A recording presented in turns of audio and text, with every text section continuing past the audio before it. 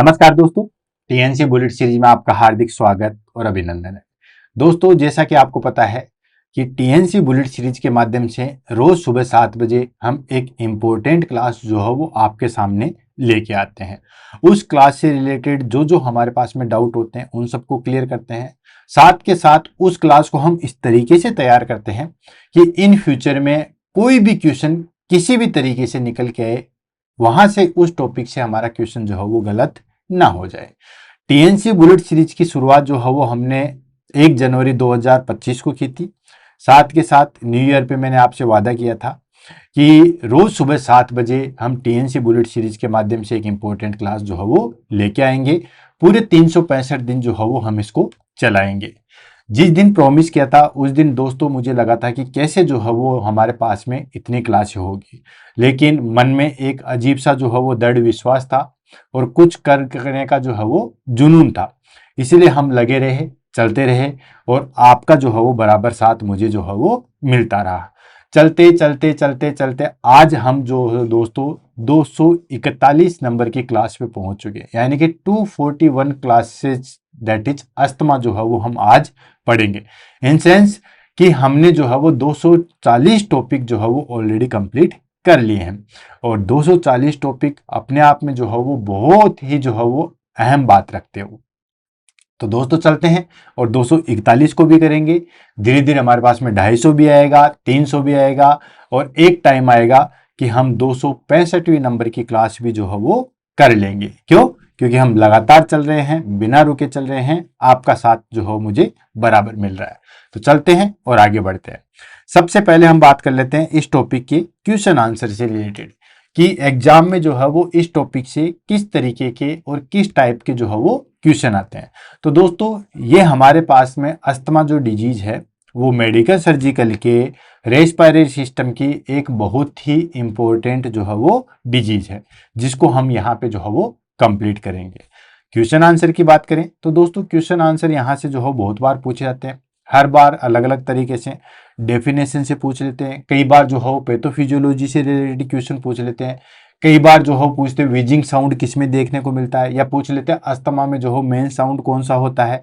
Diagnostic evaluation में हमारे पास में कौन सा इन्वेस्टिगेशन सबसे अहम बातें रखता है। तो इस तरीके से यहाँ इसमें जो है वो हमारे पास में इंट्रोडक्शन से लेके ईटियोलॉजी से लेके क्लिनिकल मैनिफेस्टेशन से लेके पैथोफिजियोलॉजी से डायग्नोस्टिक ट्रीटमेंट, हर तरीके से जो है वो इसमें से क्वेश्चन पूछे जाते हैं। तो दोस्तों इस टॉपिक को हम जो है बहुत अहम और बहुत ही अच्छे तरीके से जो है वो लेंगे। देन उसके बाद जो है वो इसको फिनिश करते हैं। सबसे पहले आ जाएगा हमारे पास में इसमें डेफिनेशन। डेफिनेशन में हम देखेंगे कि अस्थमा जो है वो हमारे पास में क्या होता है। ठीक है, सॉरी।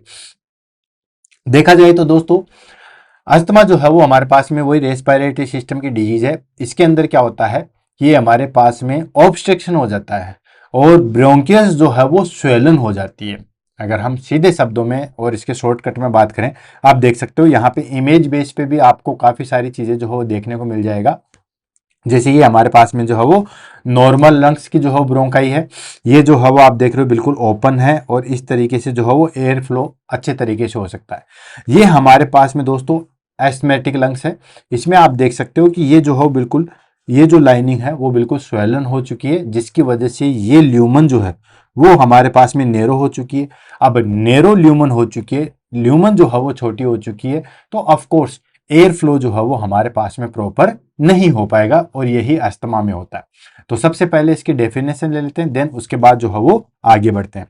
तो asthma is a chronic inflammatory disorder of the airways characterized by reversible airflow obstruction and bronchial hyperresponsiveness leading to episode of wheezing, breathlessness, chest tightness and cough, particularly at the night and early morning। देखो इसमें पूरे characteristics और पूरे अच्छे तरीके से definition जो है इसने दे दी है। क्या दिया है कि अस्थमा जो है वो एक क्रोनिक इन्फ्लामेटरी डिसऑर्डर है। क्या है? अस्थमा जो है वो एक क्रोनिक इन्फ्लामेटरी डिसऑर्डर है। किसका है? एयरवे का। अब एयरवे में हमारे पास में क्या है? ट्रेकिया है, ब्रोंकाई है, ब्रोंक्योस है। ये इसमें क्या होता है? Characterize by reversible air flow obstruction, reversible. अब इरिवर्सिबल होगा तो ज्यादा डेंजरस होगा। इरिवर्सिबल मतलब जैसे कोई चीज नेरो हो गई है तो वापस से जो है वो जैसे ट्रीटमेंट करोगे या कुछ समय बाद वापस से जो है वो ब्रॉड हो जाएगी। तो रिवर्सिबल का मतलब होता है कोई भी चीज जैसे मान लो इस तरीके से कॉन्ट्रेक्शन हुआ, वापस अपनी जगह पे चला जाएगा, वो वापस पुरानी जगह पे चला था, उसको बोलते हैं रिवर्सिबल। इरिवर्सिबल क्या होता है, अगर कॉन्ट्रेक्शन हो गया तो कॉन्ट्रेक्शन ही रह जाएगा, तो ऐसा नहीं होता है। ये जो है वो हमारे पास में रिवर्सिबल एयरवे ऑब्स्ट्रक्शन हो जाता है। And bronchial hyper responsiveness, hyper responsiveness का मतलब क्या हो गया दोस्तों, हाइपर रिस्पॉन्सिव मतलब हाइपर सेंसिटिविटी, मतलब छोटी सी ऐसी चीजों के लिए भी जो है वो ये रिएक्शन शो कर देता है, जैसे डस्ट वगैरह, एलर्जी कह सकते हो शॉर्टकट में। तो ये जो है वो हमारे पास में ब्रोंकियल हाइपर रिस्पॉन्सिवनेस होता है, लीडिंग टू, जिसकी वजह से क्या होता है, एपिसोड ऑफ वीजिंग। किसका एपिसोड आएगा, वीजिंग। वीजिंग में क्या होता है, जो हमारे पास में ब्रोंकियल्स है वो नेरो हो जाती है, ठीक है, और वो नेरो होने की वजह से वहां पे सांस लेने में जो है वो दिक्कत आती है। तो episodes of wheezing, breathlessness, chest tightness and cough, ठीक है। क्या क्या चीजें देखने को मिलेगी, तो दोस्तों अस्थमा के अंदर हमें विजिगनेस देखने को मिलेगी, ब्रेथलेसनेस देखने को मिलेगा, चेस्ट टाइटनेस देखने को मिलेगा एंड कफ जो है वो हमें देखने को मिलेगा। और स्पेशली ये ब्रोंकियल जो है या ब्रोंकियल अटैक है, अस्थमा अटैक है, वो कब आता है, पर्टिकुलरली एट द नाइट और अर्ली मॉर्निंग। जो अस्थमा की जो बेसिकली कंप्लेन होती है, ठीक है, या जो बेसिकली एपिसोड आता है अस्थमा का, वो कब आता है, नाइट में या अर्ली मॉर्निंग में। अस्थमा वाले पेशेंट को सुबह सुबह और खास तौर से विंटर में बड़ी दिक्कत आती है, समर में उनको कोई दिक्कत नहीं आती है, ठीक है। तो ये चीज जो है वो ध्यान रखना कि इनका जो है वो बेसिकली हमारे पास में अर्ली मॉर्निंग और नाइट में जो है वो ज्यादा दिक्कत आती है। दोपहर में इनमें जो है वो अस्थमा के पेशेंट को ज्यादा दिक्कत नहीं आती है। क्लियर है। अब इसकी समरी कहें तो अस्थमा जो है वो एक क्रोनिक इन्फ्लामेटरी डिजीज है, किसकी, एयरवे की, यानी कि अस्थमा जो है वो एयरवे की क्रोनिक इन्फ्लामेटरी डिजीज है, जिसमें रिवर्सिबल एयरवे ऑब्स्ट्रक्शन हो जाता है, ब्रोंकियल हाइपर रिस्पॉन्सिवनेस हो जाता है, जिसकी वजह से वीजिंग साउंड देखने को मिलेगा, ब्रेथलेसनेस देखने को मिलेगी, चेस्ट टाइटनेस देखने को मिलेगा एंड कफ जो है वो देखने को मिलेगा। और ये बेसिकली कब आता है, नाइट में या फिर अर्ली मॉर्निंग में जो है वो देखने को मिलेगा। ये हो गया हमारे पास में डेफिनेशन ऑफ अस्थमा। अब बात कर लेते हैं हम epidemiology. Epidemiology in the sense कि वर्ल्ड वाइड देखा जाए तो ये अस्थमा कितना है, ठीक है। तो ये जो है वो हमारे पास में affect more than 300 million people worldwide, ठीक है। 1 मिलियन में दोस्तों होता है 10 lakh, 1 million is equal to 10 lakh, ठीक है। तो ये एक चीज आप देख सकते हो, 1 मिलियन में होता है 10 लाख, तो 300 लाख मतलब 3000 लाख जो है वो लोगों में बेसिकली जो है वो वर्ल्ड वाइड प्रेजेंट होता है। इसलिए तो मैंने कहा था कि फैमिली में किसी न किसी को अस्थमा जो है वो जरूर देखने को मिलता है। तो ये जो है वो हमारे पास में मोर देन 300 प्लस मिलियन पीपल लोगों में जो है वो प्रेजेंट होता है and common in both children and adults. और ये जो है वो दोनों में प्रेजेंट होता है, चिल्ड्रंस में भी एज वेल एज एडल्ट्स में भी, ठीक है। And often associated with allergies. और बेसिकली जितने भी हमारे पास में अस्थमा होते हैं वो किससे एसोसिएटेड होते हैं, किसी न किसी एलर्जी से, ठीक है, डस्ट पार्टिकल से या पोलन पार्टिकल से, किसी भी न किसी से। इसको बोलते हैं एटोपिक अस्थमा। तो दोस्तों इसी बुलेट सीरीज में मैंने एक क्लास ली थी हाइपर सेंसिटिविटी की, तो वहां पे मैंने बताया था कि हाइपर सेंसिटिविटी बेसिकली जो है वो 4 तरीके की होती है, type first, type second, type third and type fourth. Type fifth भी होती है, उसके बारे में मैंने आपको अलग से बताया था, लेकिन कॉम्स एंड जेल का क्लासिफिकेशन जो है वो 4 तरीके की होती है, ठीक है, type first, type second, type third और टाइप फोर्थ। टाइप फर्स्ट वाले का मैंने बताया था कि इसको एनाफाइलेटिक रिएक्शन के नाम से जो है वो जानते हैं, ठीक है।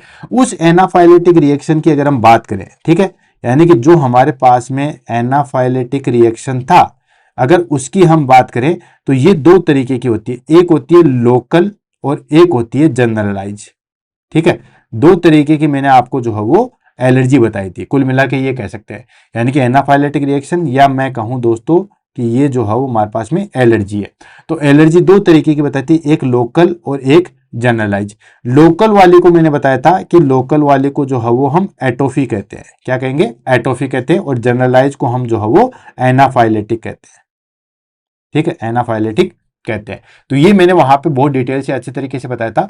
तो एटोफी अस्थमा मतलब ये किसी पर्टिकुलर चीज को अफेक्ट करता है। मान लो किसी चीज ने काटा, किसी जहरीले जानवर ने काटा और पूरी बॉडी में हमारे स्वेलिंग आ गई, मतलब पूरी बॉडी जो है वो अफेक्टेड होगी, that is called generalize allergy. ठीक है। और मान के चलिए कि जैसे कोई पर्टिकुलर, अब जैसे अस्थमा में एक ही जगह जो है वो एलर्जी होती है, कहां पे, रेस्पिरेटरी सिस्टम में, तो वो होती है हमारे पास में एटोफी। ठीक है, इसलिए इसको एटोपिक अस्थमा के नाम से जो है वो जाना जाता है। समझ में आ गया। अगर एटोपी और एनाफाइलेटिक में अभी भी दिक्कत है तो आप बुलेट सीरीज में जाके जो है वो हाइपर सेंसिटिविटी की क्लास मैंने बहुत अच्छे तरीके से ले रखी है, वहां पे जाके आप जो है वो देख सकते हो। देन उसके बाद can be controlled but not cured. ठीक है, इसको कंट्रोल किया जा सकता है बट टोटली क्योर जो है वो नहीं किया जा सकता। यानी कि अस्थमा जो है उसको हम काफी हद तक कंट्रोल कर सकते हैं, लेकिन इसको जड़ से खत्म करना चाहे तो वो चीज जो है वो हमारे पास में पॉसिबल नहीं होगी। तो ये हो गया हमारे पास में एपिडेमियोलॉजी। नेक्स्ट आता है हमारे पास में ईटियोलॉजी। ईटियोलॉजी कोजेज या ट्रिगर्स, यानी कि अस्थमा जो है वो किसकी वजह से, कैसे जो है वो हमारे पास में शो होता है। तो सबसे पहले हम बात कर लेते हैं दोस्तों एलर्जेंस की। ठीक है, तो एलर्जेंस की बात करें तो दोस्तों जैसे pollen, dust, mites, animal danders, molds, ये सारे के सारे जो है वो एलर्जी के रूप में वर्क करते हैं और इनकी वजह से जो है वो हमारे पास में अस्थमा होता है। जैसे बहुत सारे लोगों को जो है वो पोलन से दिक्कत आती है। ठीक है ना, जो फूल होते हैं उनके जो पोलन होते हैं उनसे दिक्कत आती है। बहुत सारे लोगों को डस्ट माइट्स, ठीक है ना, उसकी वजह से होती है। देन एनिमल्स डेंडर्स, एनिमल डेंडर्स यानी कि जैसे बहुत सारे लोगों के जो है, मतलब बहुत सारे एनिमल्स के जो बाल होते हैं या उनकी त्वचा से कुछ चीजें उतरती है, उनसे, मोल्ड से, इनसे जो है वो एलर्जी हो जाती है। तो ये कुछ एलर्जेंस है जिसकी वजह से जो है वो अस्थमा होता है। नेक्स्ट आ गया इरिटेंट्स, जैसे स्मोक हुआ, धुआं वगैरह होती है तो अस्थमेटिक अटैक जो है वो आता है। या किसी को अस्थमा है तो थोड़ी सी धुआं अगर और हो जाती है तो वो सडनली जो है वो उसको अटैक कर लेती है। देन पोल्यूशन, ठीक है, अस्थमा वाले पेशेंट को अगर ज्यादा पोल्यूशन वाली जगह पे रखोगे तो उसको सांस लेने में बड़ी दिक्कत आती है। परफ्यूम्स, ठीक है, ऑक्यूपेशनल डस्ट केमिकल्स, जैसे बहुत सारी फैक्ट्री और उनमें जो है वो डस्ट केमिकल्स निकलती है तो उनमें ये चीज देखने को मिलती है। नेक्स्ट आता है हमारे पास में इन्फेक्शंस। ठीक है, जैसे viral respiratory infection.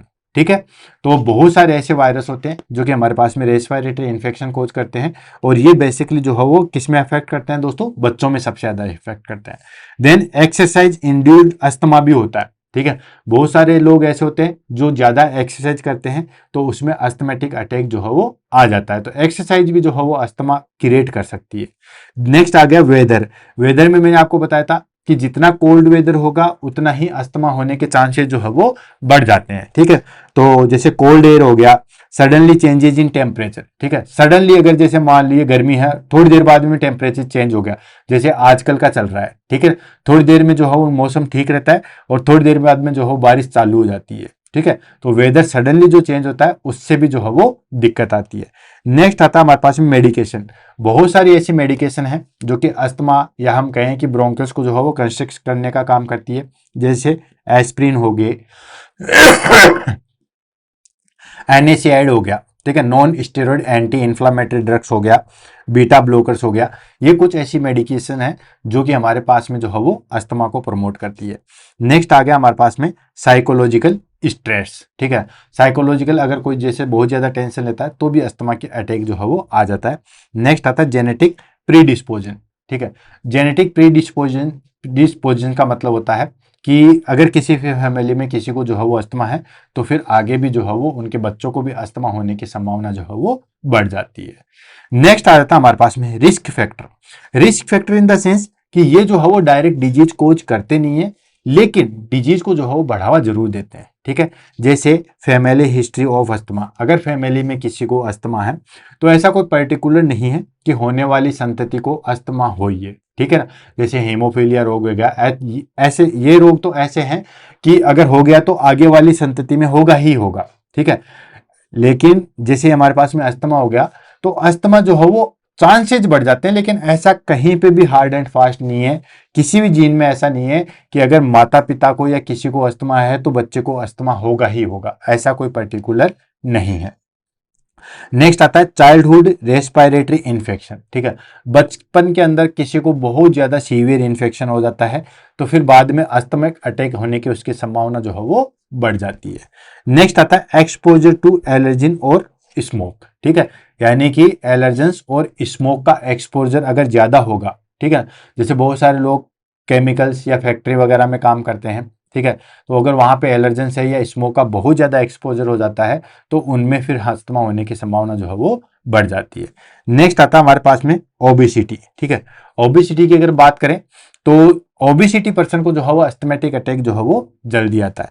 Next occupational exposure to irritants, जैसे कि कई पर्सन जो है वो पेंट की फैक्ट्री में काम करते हैं, ऑयल पेंट वगैरह हो गया, या मैं कहें कि जो जैसे दीवार पे जो पेंट होता है, ठीक है, तो उनमें जो है वो अगर ज्यादा एक्सपोजर होगा तो उनमें भी जो है वो अस्थमा होने की संभावना जो है वो बढ़ जाती है।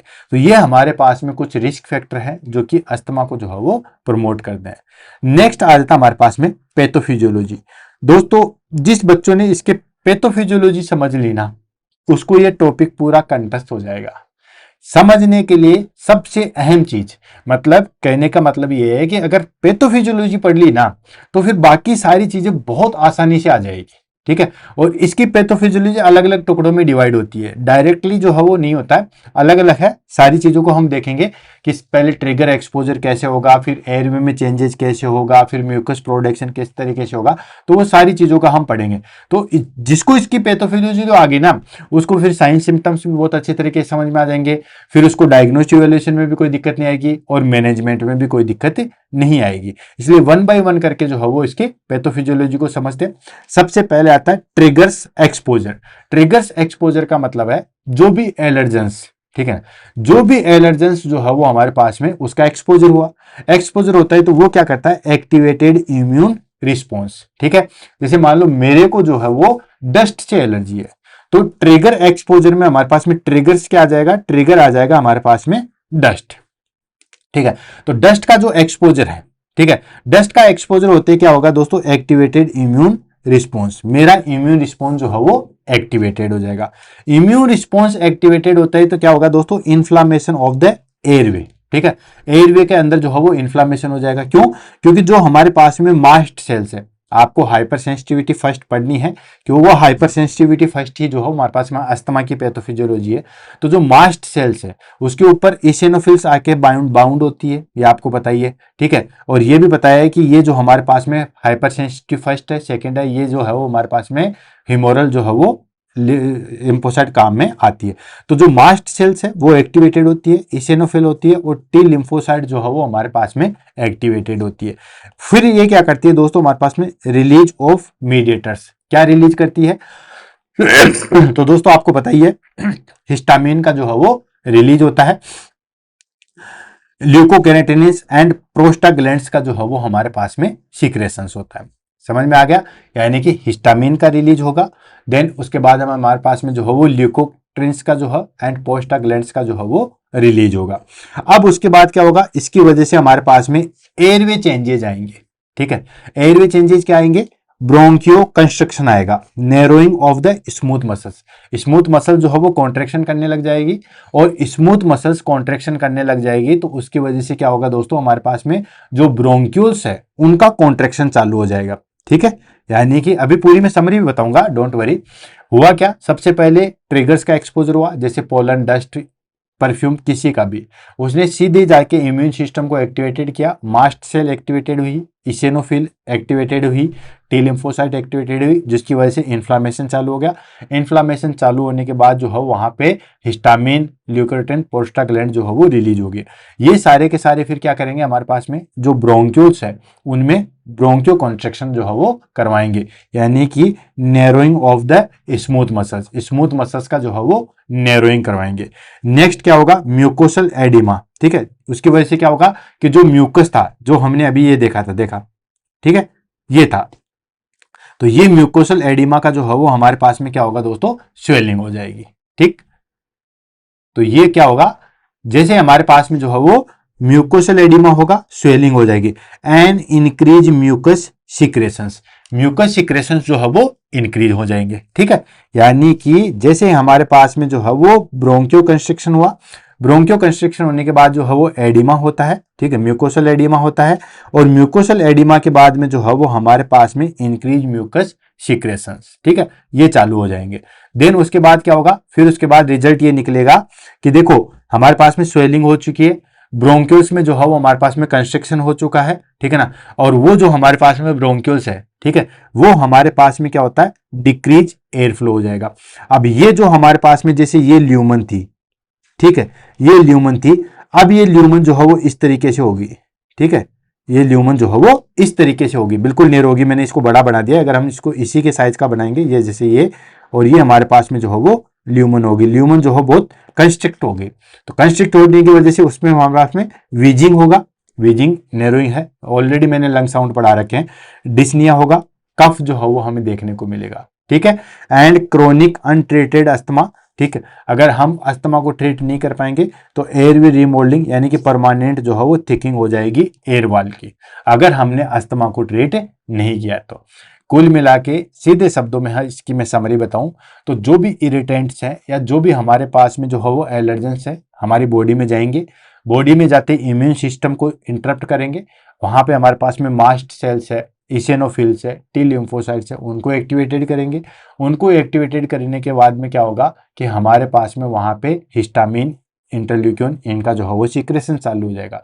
इनका सीक्रेशन चालू होते ये ब्रोंकियो स्पाज्म करवाएंगे या ब्रोंकियो कंस्ट्रिक्ट करवाएंगे। ब्रोंकियो कंस्ट्रिक्ट के साथ साथ जो है वो म्यूकस से सीक्रेशन करवाएंगे, म्यूकस का थिकनेस बढ़ जाएगा। फाइनली जो है वो हमारे पास में एयरवे जो है वो नेरो हो जाएगा और उसकी वजह से वीजिंग साउंड, डिस्निया होगा और सांस लेने में जो है वो दिक्कत आ जाएगी, ठीक है। और अगर हमने इसको ठीक नहीं किया गया है तो फिर परमानेंट एयरवे की जो है वो थिकिंग हो जाएगी। समझ में आ गया, ये है हमारे पास में पैथोफिजियोलॉजी। नेक्स्ट हम बात करते हैं क्लिनिकल फीचर्स। अब देखो क्लिनिकल फीचर्स हमारे पास में बहुत इजी हो जाएंगे। हमें जब सारी चीज पता चल गई है, ठीक है, कि अस्थमा में ये चीजें होती है, तो आप देख सकते हो कि बाकी हमें क्या क्या देखने को मिलेगा। तो क्लिनिकल फीचर्स में हमारे पास में आ जाता है रिकरेंट एपिसोड्स ऑफ अस्थमा। उसमें क्या होगा दोस्तों, वीजिंग यानी कि हाई पिच विस्लिंग साउंड होता है। वीजिंग साउंड कब सुनाई देती है दोस्तों, वीजिंग साउंड हमें तब सुनाई देती है जब हमारे पास में जो एयरवे है वो बिल्कुल नैरो हो जाएगा, वहां पे हमें जो है वो वीजिंग साउंड सुनाई देगी। क्लियर आ गया, फिर से रिपीट कर रहा हूं, वीजिंग साउंड हमें कब सुनाई देती है दोस्तों, वीजिंग साउंड सुनाई देती है जब हमारे पास में ल्यूमन जो है वो नैरो हो जाएगा। और वीजिंग साउंड जो है वो हमारे पास में अस्थमा में मेन जो है वो क्लिनिकल फीचर्स है, ध्यान रखना, ठीक है। नेक्स्ट आ जाता है हमारे पास में शॉर्टनेस ऑफ ब्रीदिंग यानी कि डिस्निया हमें देखने को मिलेगा, बिल्कुल देखने को मिलेगा, क्योंकि आपको पता ही है दोस्तों कि हमारे पास में जब नैरो हो जाएगा तो सांस लेने में दिक्कत हो जाएगी, शॉर्टनेस ऑफ ब्रीथ हो जाएगा, डिस्निया हो जाएगा। देन उसकी वजह से क्या होगा दोस्तों, कफ होगा। और ये कफ जो है वो हमारे पास में नाइट में और अर्ली मॉर्निंग में सबसे ज्यादा देखने को मिलता है, दिन में जो है वो बिल्कुल रिलीफ रहता है, ठीक है। नेक्स्ट चेस्ट टाइटनेस और पेन जो है वो फील होगा, ठीक है। ब्रोंकियल्स कंस्ट्रिक्ट हो चुकी है तो चेस्ट टाइटनेस होगा, ठीक है, चेस्ट टाइटनेस होगा और हमारे पास में जो है वो पेन जो है वो फील होगा। नेक्स्ट आता है हमारे पास में प्रोलॉन्ग्ड एक्सपायरेशन, ठीक है। प्रोलॉन्ग्ड एक्सपायरेशन का मतलब होता है, देखो हमने सांस लिया दैट इज कॉल्ड इंस्पायरेशन, ठीक है, और सांस लेने के बाद में जो है वो हमारे पास में क्या होगा कि जब हम सांस छोड़ते हैं तो एक तो ये बड़ी इतनी बड़ी ल्यूमन है, इससे हवा जाएगी तो तुरंत हवा जो है वो पास आउट हो जाएगी। और अगर ये नैरो हो जाएगा तो श्वास हमें जो है वो 1 सेकंड में कंप्लीट हो जानी चाहिए, अब उसको 3 सेकंड लगेगी। क्यों, क्योंकि पाथवे नैरो हो गया। और ये प्रोलॉन्ग्ड एक्सपायरेशन ही हम डायग्नोस्टिक में देखेंगे, अभी फोर्स एक्सपायरे रिजर्व एक्सपायरेटरी वॉल्यूम अभी हम देखेंगे, ठीक है। तो प्रोलॉन्ग्ड एक्सपायरेशन जो है वो हमें देखने को मिलेगा। क्यों देखने को मिलेगा दोस्तों, क्योंकि इतनी बड़ी ल्यूमन थी, अब वो इतनी पतली हो गई है, तो एक तो हवा इसमें से पास होगी तो जल्दी से पास हो जाएगी, ठीक है, और एक इसमें से हवा पास होगी तो ऑब्वियसली आपको पता है कि टाइम लगेगा, ठीक है। नेक्स्ट हमें जो है वो फटिक ड्यू टू डिफिकल्टी ब्रीदिंग, ठीक है, यानी कि फटिक देखने को मिलेगा। क्यों, क्योंकि जब सांस लेने में दिक्कत आ रही है तो फटिक तो होगी ही होगी। देन उसके बाद था हमारे पास में सीवियर अटैक। सीवियर अटैक क्या होगा दोस्तों, difficulty speaking use of accessory muscles. जब हम बोलेंगे तो हमें बाकी जो आसपास की मसल्स है, एसेसरी मसल्स, उनका यूज लेना पड़ेगा। क्यों? क्योंकि अब बोलने में हमें थोड़ी जो है वो दिक्कत आने लग जाएगी। साइनोसिस देखने को मिलेगा एंड डिक्रीज सेचुरेशन। ठीक है, साइनोसिस आपको पता ही है, इंक्रीज CO2 हो जाएगा। ठीक है, इंक्रीज CO2 हो जाएगा और O2 सेचुरेशन जो है वो हमारे पास में डिक्रीज हो जाएगा। क्यों? क्योंकि गैस का एक्सचेंज जो है वो अब प्रॉपर नहीं हो रहा है। ठीक है, जब पैथोफिजियोलॉजी आपको सारी चीजें, तो आपको पता है विजिंग साउंड देखने को मिलेगा, बिल्कुल मिलेगा। देन शॉर्टनेस ऑफ ब्रीदिंग देखने को मिलेगी, बिल्कुल देखने को मिलेगी। कफ हमें देखने को मिलेगा, चेस्ट टाइटनेस हमें देखने को मिलेगा, प्रोलॉन्ग्ड एक्सपायरेशन हमें देखने को मिलेगा and fatigue due to difficulty breathing, fatigue हमें जो है वो देखने को मिलेगी और difficulty in speaking. Accessory organs का जो है वो हमें ज्यादा यूज लेना है। Cyanosis and decrease O2 saturation जो है वो हमें देखने को मिलेगा। तो ये हमारे पास में क्लिनिकल फीचर्स थे अस्थमा के। अब आ जाता हमारे पास में टाइप ऑफ अस्थमा। ठीक है, टाइप ऑफ अस्थमा में बहुत ईजी है, पैथोफिजियोलॉजी वही रहेगी हमारे पास में, बस किसकी वजह से जो है वो अस्थमा हो रहा है उसके अनुसार जो है वो इसको ट्रीट किया गया या इसको जो है वो डिवाइड किया गया। तो सबसे पहले आ जाता है हमारे पास में एलर्जिक अस्थमा। ठीक है, जिसको हम बोलते हैं एक्सट्रिंसिक अस्थमा। ठीक है, इसमें क्या होता है कि अस्थमा अटैक आता है किसकी वजह से? एलर्जेंस की वजह से। ठीक है, एलर्जेंस की वजह से जो है वो हमारे पास में अस्थमा अटैक जो है वो देखने को मिलेगा, या अस्थमा जो है वो एलर्जेंस की वजह से जो है वो देखने को मिलेगा। नेक्स्ट आता है नॉन एलर्जिक, जिसको हम बोलते हैं इंट्रिंसिक अस्थमा। ठीक है, ये हमारे पास में इंटरनली बॉडी में चेंजेस होगा, जैसे कोई भी इंफेक्शन हो जाए या स्ट्रेस हो जाए या कोई भी एक्सरसाइज, उसकी वजह से जो है वो अस्थमा हमें देखने को मिलेगा। ठीक है, यानी कि ये जो हमारे पास में एलर्जिक अस्थमा, एलर्जिक अस्थमा क्या है दोस्तों? एलर्जेंस की वजह से होगा। बाहर से कोई चीज आया, बाहर से कोई ट्रिगर्स आया, जैसे कि पोलन हुआ, डस्ट हुआ, परफ्यूम हुआ, तो बाहर से कोई अटैक हुआ और बाहर से अटैक होने के बाद में हमें अस्थमा हुआ, वो हो गया हमारे पास में एलर्जिक अस्थमा, या इसको हम कहते हैं एक्सट्रिंसिक अस्थमा। सेकंड आ गया नॉन एलर्जिक अस्थमा, मतलब इसमें कोई एलर्जी का इन्वॉल्वमेंट नहीं होता, इसको हम बोलते हैं इंट्रिंसिक अस्थमा। इसमें क्या होता है कि हमारी बॉडी के अंदर चेंजेस होता है, जैसे स्ट्रेस हुआ तो बॉडी के अंदर हुआ। ठीक है, एंड देन एक्सरसाइज, ठीक है, एक्सरसाइज की वजह से अस्थमा हुआ, तो ये हो गया हमारे पास में नॉन एलर्जिक अस्थमा। नेक्स्ट आता है ऑक्यूपेशनल अस्थमा। अब नाम से पता चला, किसी चीज को रटो मत दोस्तों, देखो किसी चीज को रटो मत और आपको सीक्वेंस की भी कोई जरूरत नहीं है। क्यों? क्योंकि आपको जो है वो ऑब्जेक्टिव टाइप एग्जाम देना है। ठीक है, MCQ उसमें दिए होंगे तो आपको टिक करना है, तो आपको सीक्वेंस भी जरूरी है, आपको मीनिंग पता होना चाहिए। अब ये नेक्स्ट आ गया जैसे occupational asthma. Occupational asthma in the sense कि जब हम ऑक्यूपेशन जहां पे काम कर रहे हैं और वहां पे जो है वो कोई इरिटेंट है, due to work place irritant. ठीक है, वर्क प्लेस पे कोई इरिटेंट है, जैसे मैंने आपको बता दिया, कुछ लोग जो है वो कॉटन फैक्ट्री में काम करते हैं, कुछ लोग जो है वो हमारे पास में जैसे ऑयल पेंट वगैरह या जो दीवार के ऊपर पेंट करते हैं उनमें काम करते हैं, तो वहां पे जो है वो इरिटेंट्स रहते हैं। ठीक है, तो वहां उसकी वजह से अस्थमा हो रहा है, उसको हम बोलते हैं ऑक्यूपेशनल अस्थमा। नेक्स्ट आ गया एक्सरसाइज इंड्यूस्ड अस्थमा, यानी कि एक्सरसाइज की वजह से आफ्टर फिजिकल एक्टिविटी के कारण जो है वो हमारे पास में अस्थमा होता है, इसको हम कहेंगे एक्सरसाइज इंड्यूस्ड अस्थमा। नेक्स्ट आता है स्टेटस अस्थमेटिक। स्टेटस अस्थमेटिक जो है वो हमारे पास में सीवियर कॉम्प्लिकेशन है, इसको अस्थमा का जो है वो कॉम्प्लिकेशन के नाम से भी जानते हैं। ये सीवियर होता है, लाइफ थ्रेटनिंग अस्थमा होता है, attack not relieved by usual treatment, यानी कि जो अस्थमा में नॉर्मल हम ट्रीटमेंट लेते हैं उसके द्वारा भी इसको हम ठीक नहीं कर सकते, उसको बोलते हैं स्टेटस अस्थमेटिक अटैक, और ये हमारे पास में अस्थमा का कॉम्प्लिकेशन है। काफी बार एग्जाम में भी पूछा गया है कि अस्थमा का कॉम्प्लिकेशन क्या है, तो दोस्तों स्टेटस अस्थमेटिक जो है वो हमारे पास में अस्थमा का जो है वो कॉम्प्लिकेशन है। क्लियर है? नेक्स्ट आ जाता है हमारे पास में कॉम्प्लिकेशन। ठीक है, अगर अस्थमा को ठीक नहीं किया गया है तो क्या क्या कॉम्प्लिकेशन आ सकते हैं? सबसे पहली चीज आती है दोस्तों रेस्पिरेटरी फेलियर, ऑफ कोर्स। ठीक है, क्योंकि आपको पता है विजिंग साउंड हो गया है, ब्रोंकियल्स जो है वो नेरो हो चुके हैं, गैस का जो है वो एक्सचेंज अब प्रॉपर नहीं हो पा रहा है। अब गैस का एक्सचेंज प्रॉपर नहीं हो पा रहा है तो उसकी वजह से हमारे पास में रेस्पिरेटरी फेलियर जो है वो हमें देखने को मिलेगा। नेक्स्ट आ जाता है हमारे पास में स्टेटस अस्थमेटिक। ठीक है, जिसको हम मेडिकल इमरजेंसी के नाम से भी जानते हैं। ठीक है, किसी दिन अगर हमारे पास में टाइम रहेगा तो हम स्टेटस अस्थमेटिक को भी देखते हैं। इसमें हमारे पास में सीवियर अटैक आता है, जो हम अस्थमा का ट्रीटमेंट लेते हैं वो भी जो है वो यहाँ पे काम नहीं कर पाता है, जिसको हम बोलते हैं स्टेटस अस्थमेटिक। नेक्स्ट आता है दोस्तों न्यूमोथोरेक्स। ये बहुत रेयर, बहुत कम देखने को मिलता है न्यूमोथोरेक्स। आपको पता है न्यूमोथोरेक्स क्या होता है? ऑलरेडी जब मैंने आईसीडी पढ़ाया था, इंटरकोस्टल ड्रेनेज पढ़ाया था, तो मैंने आपको न्यूमोथोरेक्स, हाइड्रोथोरेक्स, ठीक है, एंड जो है वो हमारे पास में न्यूमोथोरेक्स, हाइड्रोथोरेक्स एंड जो है वो हमारे पास में न्यूमोथोरेक्स, हाइड्रोथोरेक्स एक और था, इन सबको जो हो मैंने आपको अच्छे तरीके से जो है वो बताया था। ठीक है, तो इनको जो है वो हमारे पास में दैट इज कॉल्ड न्यूमोथोरेक्स हो गया। जैसे हमारे पास में कि जो हमारे पास में लंग्स वाला जो एरिया है या जो प्लूरल कैविटी है उसमें एयर का फिलअप होता है, उसको हम बोलते हैं न्यूमोथोरेक्स। अगर हमारे पास में जो है वो दोस्तों सिर्फ वाटर का कलेक्शन हो जाता है, उसको हम कहते हैं दोस्तों हाइड्रोथोरेक्स, और ब्लड का कलेक्शन हो जाएगा उसको हम कहेंगे हीमोथोरेक्स। तो तीनों चीज होगी, ठीक है, न्यूमोथोरेक्स, हाइड्रोथोरेक्स एंड हीमोथोरेक्स। ये सारे मैंने आईसीडी जब इंटरकोस्टल ड्रेनेज पढ़ाया था उस दिन बताया था। ठीक है, नेक्स्ट आ जाता है हमारे पास में क्रोनिक ऑब्स्ट्रक्टेड एयरवे चेंजेस। अगर अस्थमा को ठीक नहीं किया तो फिर परमानेंट डैमेज हो सकता है हमारे पास में एल्विलाई में, ब्रोंक्यूल्स में, ठीक है, जिसको हम बोलते हैं chronic obstructive airway changes. And next आता है impact on quality of life. ठीक है, क्वालिटी ऑफ लाइफ से जो है वो हमारे पास में इम्पैक्ट आता है। कैसे?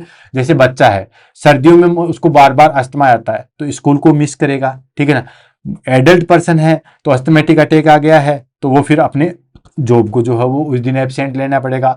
रात को अस्थमेटिक अटैक आएगा तो स्लीप डिस्टर्बेंस हो जाता है। तो ये हमारे पास में क्वालिटी ऑफ लाइफ को जो है वो अफेक्ट करते हैं। कैसे?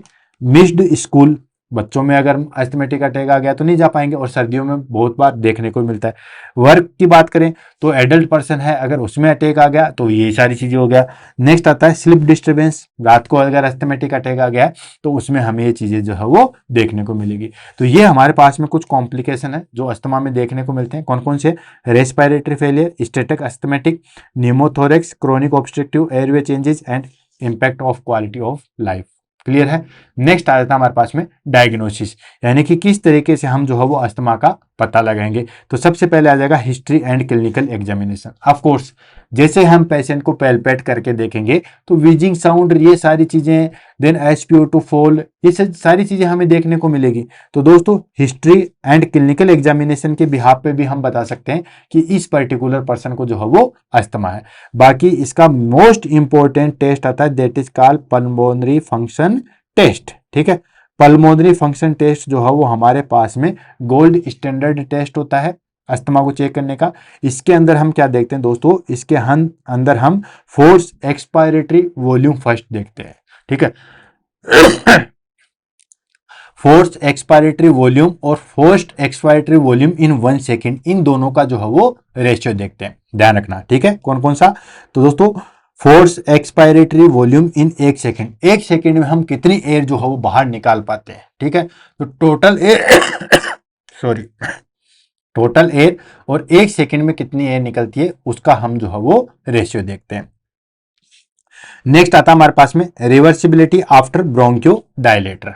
ठीक है, यानी कि ब्रोंकियो डायलेटर देने के बाद में जो है वो हम उसके देखते हैं कि कितनी देर के बाद रिवर्स हो चुका है। ठीक है, तो अगर ब्रोंकियो डायलेटर देने के बाद में बिल्कुल टाइम पे जो है हमारे पास में रिवर्सिबल हो चुका है, इन द सेंस हमारे पास में जो है वो उसको अस्थमा है, ये कंफर्मेशन हो जाएगा।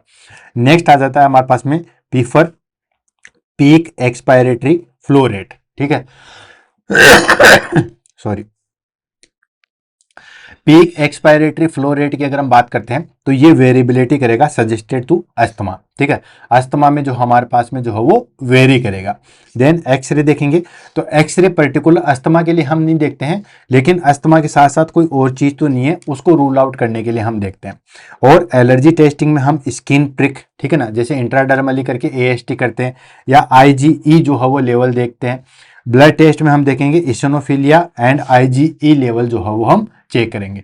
तो ये हमारे पास में कुछ डायग्नोसिस हैं जिसको हम देखते हैं। पहला आ गया हमारे पास में दोस्तों हिस्ट्री एंड क्लिनिकल एग्जामिनेशन। ठीक है, सेकंड आ गया पल्मोनरी फंक्शन टेस्ट, ये हमारे पास में जो है वो गोल्ड स्टैंडर्ड टेस्ट है। ठीक है, नेक्स्ट आ गया हमारे पास में ब्रोंकियो डायलेटर, देखते हैं कि रिवर्सिबिलिटी है या नहीं है।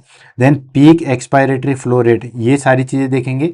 देन उसके बाद एक्सरे देखेंगे जिसमें हम जो है वो नॉर्मल रूल आउट करेंगे। ठीक है, कि और कोई डिजीज तो नहीं है। एलर्जी टेस्टिंग में हम स्किन प्रिक IgE देखेंगे एंड ब्लड टेस्ट में हम इसिनोफिलिया IgE लेवल जो है वो हम चेक करते हैं। क्लियर है। नेक्स्ट आ जाता है हमारे पास में मैनेजमेंट, यानी कि किस तरीके से हम जो है वो अस्थमा का मैनेजमेंट करेंगे। तो उसमें सबसे पहला आ जाता है हमारे पास में जनरल प्रिंसिपल। जनरल प्रिंसिपल में हम सबसे पहली चीज क्या कर देखेंगे कि दोस्तों जिस चीज से भी एलर्जी हो रही है उस चीज से दूर हो, यही तो हम करते हैं। ठीक है, तो आइडेंटिफाई एंड अवॉइड ट्रिगर्स। सबसे पहले आइडेंटिफाई करो कि किस चीज से जो है वो एलर्जी है। ठीक है, एलर्जेंस या एलर्जी किस चीज से, तो उसको आइडेंटिफाई करो। ठीक है, एंड आइडेंटिफाई करने के बाद जो है वो उसके ट्रिगर्स को देखो कि किसकी वजह से जो है वो हो रहा है। नेक्स्ट आता है हमारे पास में patient education on inhaler use. ठीक है, यानी कि इनहेलर को कैसे यूज करते हैं वो पेशेंट को आप एजुकेट करोगे। And regular monitoring of symptoms and lung function. ठीक है, यानी कि हम रेगुलर मॉनिटरिंग करेंगे किस पे, सिम्टम्स और लंग फंक्शन को हम कंटिन्यूअसली देखेंगे। देन उसके बाद हमारे पास में फार्माकोलॉजिकल मैनेजमेंट। फार्माकोलॉजिकल मैनेजमेंट में हमारे पास में आता है रिलीवर्स। रिलीवर्स आपको पता ही है दोस्तों, हम बेसिकली जो है वो ब्रोंकियोडायलेटर देते हैं। बस सिंपली देखा जाए तो एक ही चीज करते हैं कि अस्थमा में हम जो क्या करते हैं दोस्तों, एक तो जो भी एलर्जेंस है, ठीक है, उनसे हम दूर रहने का प्रयास करते हैं, ताकि उनसे हम दूर रहेंगे तो ऑटोमेटिकली अस्थमा नहीं होगा। दूसरी चीज हम क्या करते हैं दोस्तों, क्विक रिलीफ के लिए हम ब्रोंकियोडायलेटर देते हैं। कुछ शॉर्ट एक्टिंग ब्रोंकियोडायलेटर होते हैं, कुछ लॉन्ग एक्टिंग ब्रोंकियोडायलेटर होते हैं, कुछ जो है वो हमारे पास में सीवियर लॉन्ग एक्टिंग जो है वो होते हैं। ठीक है, तो कुल मिला के हम शॉर्ट एक्टिंग लॉन्ग एक्टिंग देंगे हम ब्रोंकियोडायलेटर। देन स्टेरॉइड्स भी हम दे सकते हैं। ठीक है, स्टेरॉइड किस लिए दोस्तों, स्टेरॉइड जो है हमारे पास में इम्यूनिटी को जो है वो सप्रेस करने के लिए। तो इसमें हमारे पास में सबसे पहला आएगा शॉर्ट एक्टिंग बीटा 2 एंटागोनिस्ट। ठीक है, जिसको हम बोलते हैं दोस्तों साबा।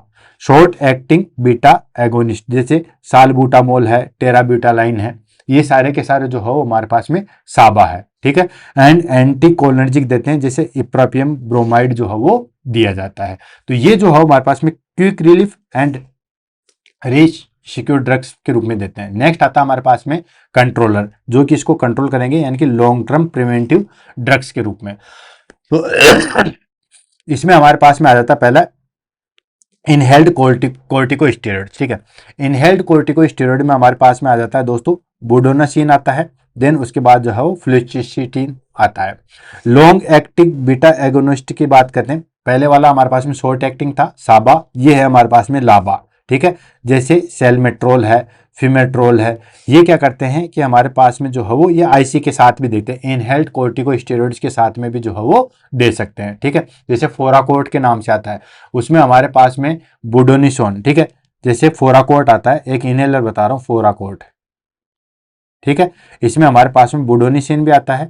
ठीक है, और हमारे पास में फेमरेट्रोल भी आता है, दोनों का कॉम्बिनेशन भी आता है। नेक्स्ट आता है हमारे पास में दोस्तों ल्यूकोट्रीन रिसेप्टर एगोनिस्ट, जिसको हम बोलते हैं लेट्रा, जैसे मोन्टेलोकास्ट लेवोसिट्रेजिन हम देते ही हैं। ठीक है, मोन्टेलोकास्ट टैबलेट देते हैं, जुकाम हो जाती है, एलर्जी हो जाती है तो हम मोन्टेलोकास्ट लेते हैं। नेक्स्ट आता है हमारे पास में methylxanthine, that is called theophylline, use in now. आजकल जो है वो यूज इसको नहीं करते हैं। थियोफिलिन आता है, 400 mg की एक ड्रग्स आती है, आजकल इसका यूज जो है वो नहीं लेते हैं। बायोलॉजीज की बात करें तो दोस्तों ओमेलाजोब एंटी जो है वो IgE, ठीक है, एंटी IgE होता है। एंड मिप्लोजियम आता है जो कि एंटी IL-5 जो है वो होता है। ये हमारे पास में जो है वो कुछ कंट्रोलर्स आते हैं। इमरजेंसी अटैक में हम क्या कर सकते हैं, ठीक है, जैसे कि सीवियर अटैक आ गया या इसको हम स्टेटस अस्थमेटिक आ गया, तो उस कंडीशन में हम क्या करेंगे, तो दोस्तों उसमें high dose of short acting beta agonist जो है वो देते हैं नेबुलाइजर के रूप में। ठीक है, हाई डोज इनहेल्ड साबा जो है वो दिया जाता है। नेक्स्ट उसको हम ऑक्सीजन थेरेपी रखते हैं। एंड आईवी कोर्टिकोस्टेरॉइड्स दिया जाता है, जैसे हाइड्रोकोर्टिकोसोन, मिथाइल प्रेडिसोलोन, ये सारी चीज रहता है। आईवी मैग्नीशियम सल्फेट भी दिया जाता है रेस्पिरेटरी फेलियर से प्रिवेंट करने के लिए। ठीक है, तो ये हमारे पास में कुछ सीवियर एस्थेटिक अस्थमेटिक में जो है वो दिया जाता है। ध्यान रखना ये ट्रीटमेंट आप याद जरूर करना, क्योंकि एग्जाम में जो है वो काफी बार पूछा था। तो हाई डोज इनहेल्ड ऑफ साबा दिया जाता है। ठीक है, शॉर्ट एक्टिंग बीटा एगोनिस्ट दिया जाता है, ऑक्सीजन थेरेपी दी जाती है, आईवी कोर्टिकोस्टेरॉइड देता है, हाइड्रोकोर्टिसोन मिथाइल प्रेडिसोलोन दिया जाता है, आईवी मैग्नीशियम सल्फेट देते हैं हम रेस्पिरेटरी फेलियर को प्रिवेंट करने के लिए। आपने देखा होगा कोई भी पेशेंट बहुत ज्यादा सांस फूलते हुए आता है तो हम तुरंत उसको ऑक्सीजन थेरेपी लगा देते हैं, देन उसके बाद एफकोलिन लगा देते हैं, नेबुलाइजेशन लगा देते हैं, यही तो हम करते हैं। तो ये होता है हमारे पास में emergency management. Non pharmacological management में हम क्या कर सकते हैं? Non pharmacological management in the sense कि अब हम कोई मेडिसिन नहीं देंगे, बिना मेडिसिन के हम जो है वो क्या करते हैं, ठीक है। तो उसमें आ जाता है हमारे पास में सबसे पहले अवॉइड एलर्जेंस।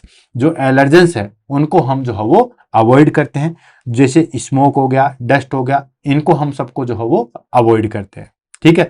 जब एलर्जेंस को हम अवॉइड करेंगे तो एलर्जी होगी नहीं, एलर्जी होगी नहीं तो अस्थमा होगा नहीं।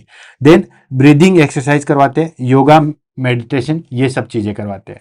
हेल्दी डाइट लेंगे, हाइड्रेशन थेरेपी लेंगे, ठीक है। हेल्दी डाइट बिल्कुल जो हो ऐसी चीजें नहीं लेंगे जिसकी वजह से एलर्जी हो, ठीक है। प्रॉपर जो है वो हम पानी लेंगे। नेक्स्ट वैक्सीनेशन, ठीक है, जैसे इन्फ्लुएंजा, निमोकोकल, ये वैक्सीन जो है वो हम लेते हैं। ये हो गया हमारे पास में नॉन फार्माकोलॉजिकल। हालांकि ये जो वैक्सीनेशन है ये फार्माकोलॉजिकल में ही आते हैं, ठीक है, ये इसमें ऐड जो है वो कर दिया है। नेक्स्ट आ गया हमारे पास में नर्सिंग मैनेजमेंट। नर्सिंग मैनेजमेंट हम किस तरीके से क्या क्या करेंगे उसको हम लेंगे। तो सबसे पहले दोस्तों असेसमेंट करेंगे। असेसमेंट मतलब उस क्लाइंट का ब्रीदिंग पैटर्न कैसा है, ठीक है। देन उसका prefer, auto saturation and triggers, किसकी वजह से जो है वो एलर्जी हो रही है, वो सारी चीजें चेक करेंगे। देन उसके बाद आता है एंश्योर एयरवे पेटेंसी, ठीक है। एयरवे की पेटेंसी हम देखते हैं, ठीक है। उसमें हम पेशेंट को जो है वो अपराइट पोजीशन में रखते हैं एंड एडमिनिस्टर ऑक्सीजन। ऑक्सीजन जो है वो उसको देते हैं, अपराइट पोजीशन में रखेंगे। आपको पता ही है कि जो भी क्लाइंट रेस्पिरेटरी सिस्टम से सफर कर रहा है तो उसमें हम दोस्तों अपराइट पोजीशन देते हैं। नेक्स्ट आता है एडमिनिस्टर प्रिस्क्राइब मेडिकेशन, ठीक है। जो भी उसको मेडिकेशन दी गई है वो हम सारी देंगे, ठीक है। जैसे ब्रोंकियोडायलेटर है, कोर्टिकोस्टेरॉइड्स है, and teach inhaler techniques MDA with spacer, ठीक है। सॉरी। मल्टीपल ड्रग इनहेलर को कैसे यूज करते हैं, स्पेसर का यूज कैसे करते हैं, वैसे एमडीए की क्लास जो है वो मैंने ऑलरेडी जो है वो बुलेट सीरीज पे ले रखी है, ठीक है। नेक्स्ट आ जाता है हमारे पास में encourage pursed lip breathing and relaxation technique जो है वो हम देंगे। ये हमारे पास में कुछ नर्सिंग मैनेजमेंट है, ठीक है।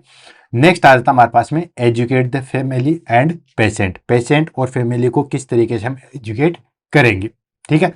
तो सबसे पहले आ जाता है अर्ली रिकॉग्निशन ऑफ सिम्टम्स, ठीक है। सबसे पहले कौन कौन से सिम्टम किस तरीके से आ रहे हैं, कैसे आप रिकॉग्नाइज करोगे, उनको हम देखते हैं।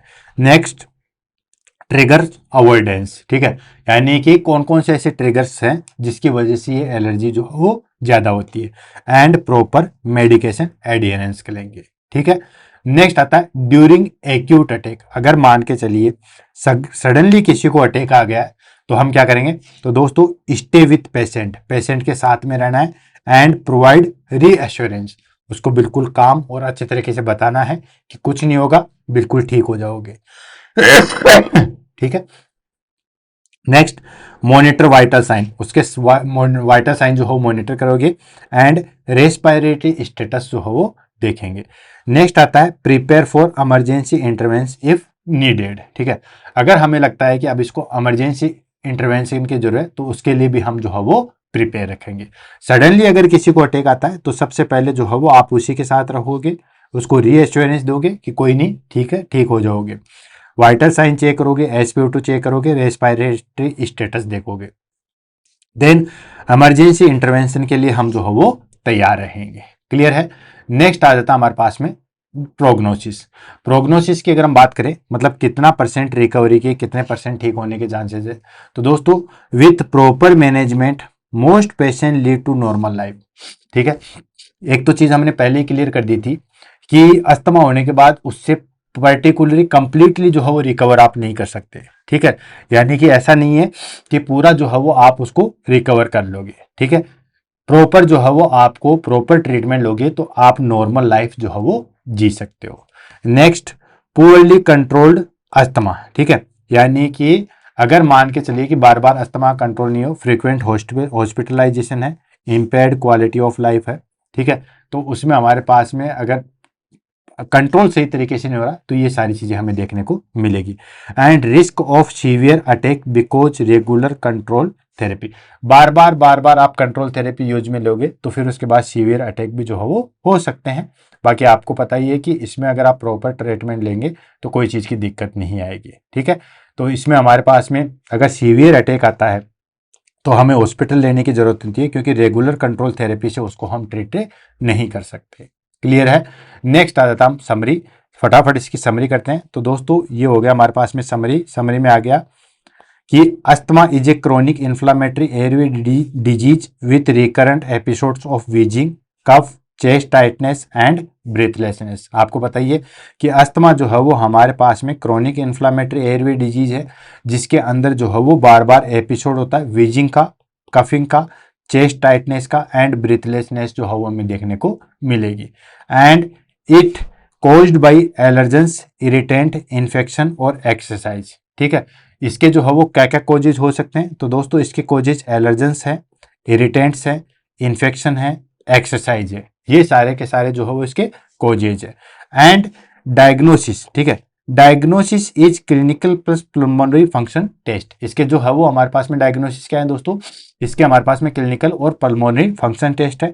ट्रीटमेंट इंक्लूड ब्रोंकियोडायलेटर, ठीक है, इनहेल्ड कोर्टिकोस्टेरॉइड्स, ठीक है, lifestyle modification and nursing care focusing on airway management, medication adherence and patient education. ठीक है, तो ये चीज है कि अस्थमा जो है वो एक क्रोनिक इन्फ्लामेटरी डिजीज है। अस्थमा जो है वो क्रोनिक एयरवे इन्फ्लामेटरी डिजीज है, जिसके अंदर हमें बार बार wheezing, cough, chest tightness and breathlessness जो है वो देखने को मिलती है।